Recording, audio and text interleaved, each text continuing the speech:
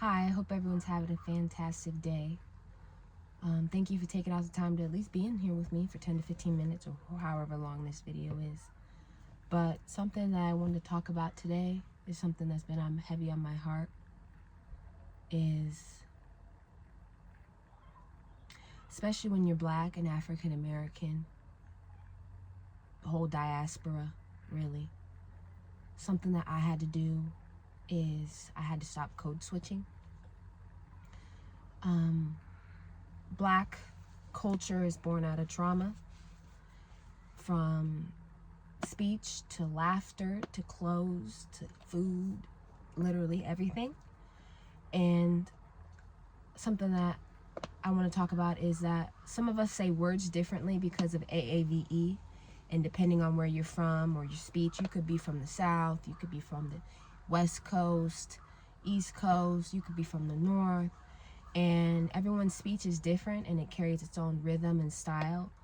But too often I have seen and heard is that others will try to correct or mock it, speech, AAVE, to kind of subconsciously and consciously remind people of their place, of that you're not talking proper. And something that I hold myself accountable to, that, I don't want to say I was young, because I don't want to use that as an excuse, but I was young. But looking back at it, I should have known better. And actually, when I was thinking about it and having a discussion with it earlier today with someone, it made me emotional thinking about it. I remember one time when I was younger, someone who was African American Black said specific instead of Pacific. They said specific, but and yet they said it as Pacific, like the Pacific Ocean. And, at the time I was young, I thought it was funny. But looking back at it now, I started to question why I found it funny. Was it simply because it sounded different from what I was hearing? Or was it something deeper? Because I grew up in a predominantly white neighborhood, environment, friends, school system. And looking back on it, I realize now that subconsciously I was feeding into the stereotype that Black people talk funny. And due to this, they're labeled as less intelligent.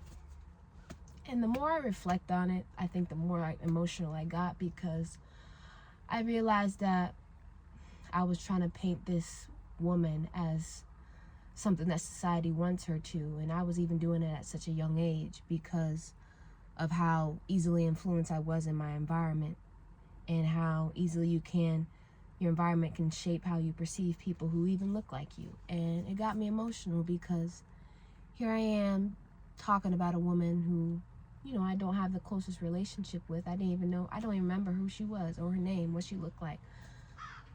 But I don't know, it was emotional to me to have, even thinking that it was funny, but didn't even realize that I was playing into that stereotype of making it seem like, giving the justification that because she's not saying things correctly or words, is that she plays into the stereotype of being labeled as less intelligent. But I think I cried and got emotional because I wanted to hold myself accountable, and I was sorry. I was sorry in my mind and my heart, apologizing and removing the stereotype, being aware of it.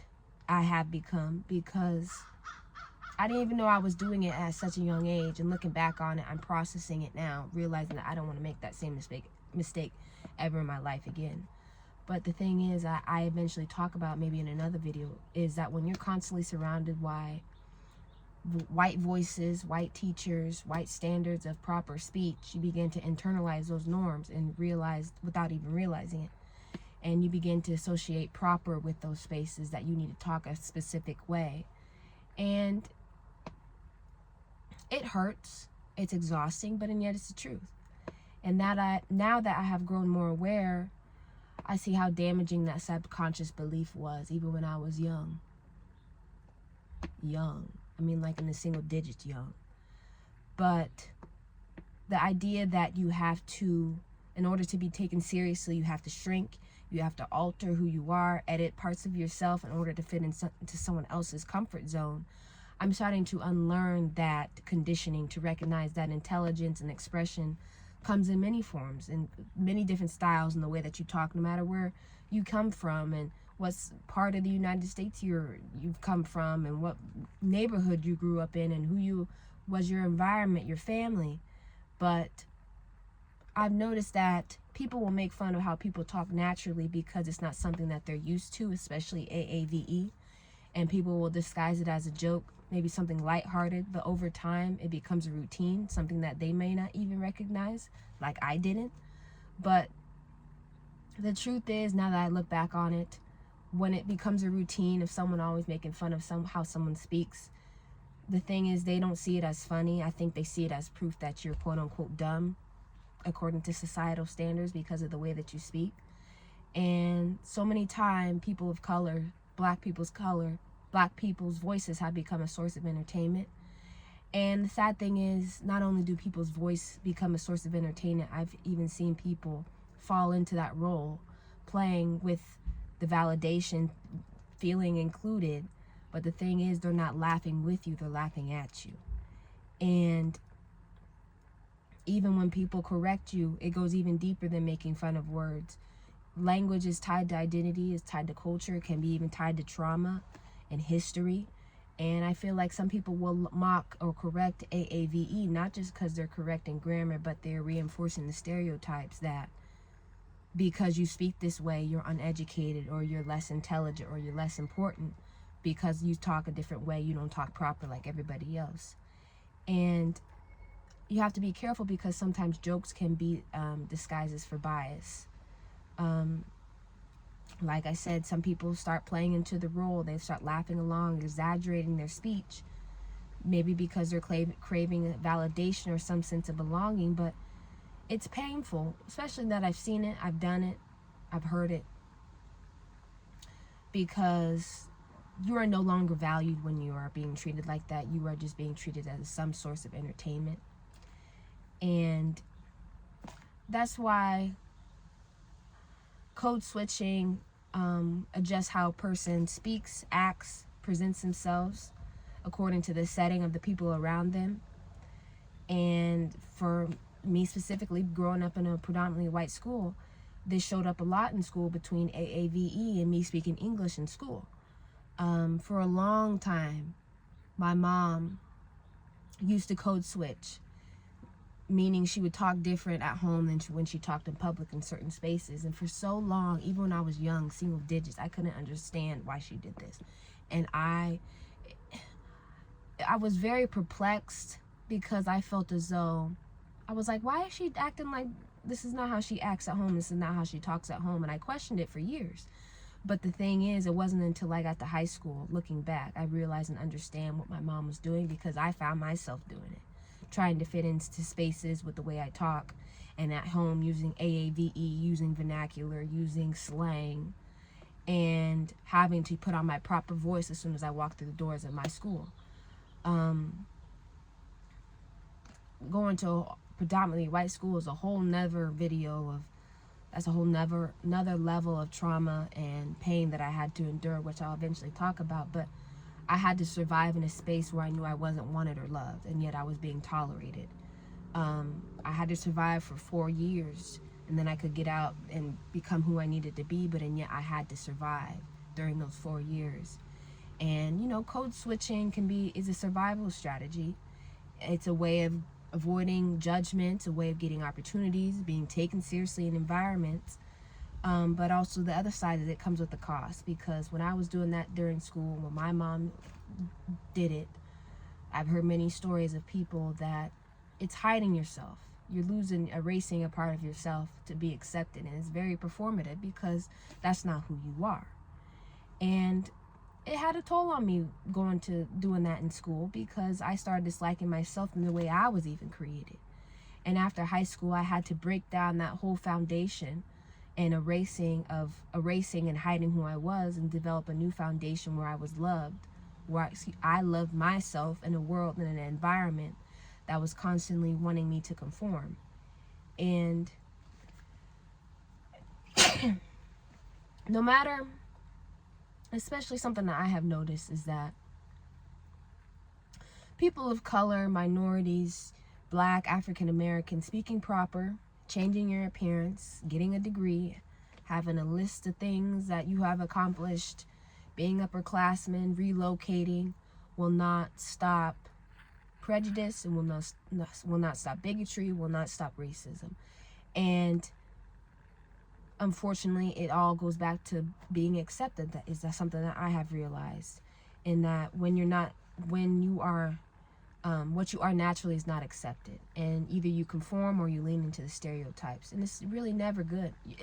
It's the fact that you will never be good enough.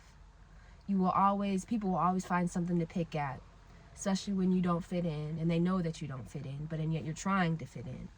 You will never be good enough in a world that doesn't want to accept you for who you are. And I had to realize that, because I was getting sick and tired of playing this role and downplaying myself to make other people comfortable, changing the way that I look, way I speak, way that I carry myself. And in reality, I was playing myself, because I was thinking, if I do this, or if I change this, if I do this, if I do that, if I do this, maybe I'll fit in. Maybe this will happen. Maybe I'll get opportunities. Maybe this will happen. But in reality, I was an outsider from the jump. I was an outsider from the jump, trying to fit in into, why am I trying to fit into an industry that doesn't fit me? And I realized that I was never going to fit in. I was losing myself. I was prolonging the inevitable, because eventually fitting in isn't going to work anymore. You will no longer be able to satisfy people or satisfy yourself, and then unfortunately people will make an example out of you. They will call you difficult, they will call you different, they will call you changed, not realizing that you're having to undo everything that you learned and everything that wasn't you, and becoming what you are meant to be. So I had to start leaning into that path where I was becoming more aware of it, of code switching, of trying to talk proper, trying to fit in spaces where I knew that I was not being loved, I was just being tolerated, or wasn't even being wanted. And I work hard now to not downplay myself and just accept myself for who I am. And if my environment doesn't accept me, maybe I need to find a new environment, because I used to lose myself trying to please everybody else, playing a role to make people comfortable, becoming a source of entertainment, being performative, which is a whole nother subject that I eventually will talk about, all while becoming more and more disconnected to myself. And I had to realize that, some people do it because they want to get far in life. They feel as though code switching, like I said, is a means of survival, which I understand, but it's hard to survive in a world that doesn't want you to survive. And what I've learned is I can't continue to dim my light just because someone else hasn't adjusted their eyes to my light. And something that I want you to learn, whoever is watching, and advice that I have given myself and that I give to you, is that don't lose yourself in the process of trying to fit in. The way that you were created, the way that you look, the way that you speak, where you came from, your neighborhood, your family, don't lose any of that trying to fit in and trying to become acceptable. Don't lose yourself of who you are at your core, because in reality it's not an equal exchange, and it's not an exchange where it's going to be balanced. It's not going to be equal. And this is just advice that I've given to myself that I give to somebody else, is just don't exchange authenticity for acceptance, because I don't know, it's an exchange that you'll think about for the rest of your life. And who knows, you realize that maybe you get to the point where you realize that you want to change and you don't want this anymore. But just some advice, that I wanted to give today, and I just hope everyone has a fantastic day, and I'll see you guys next time.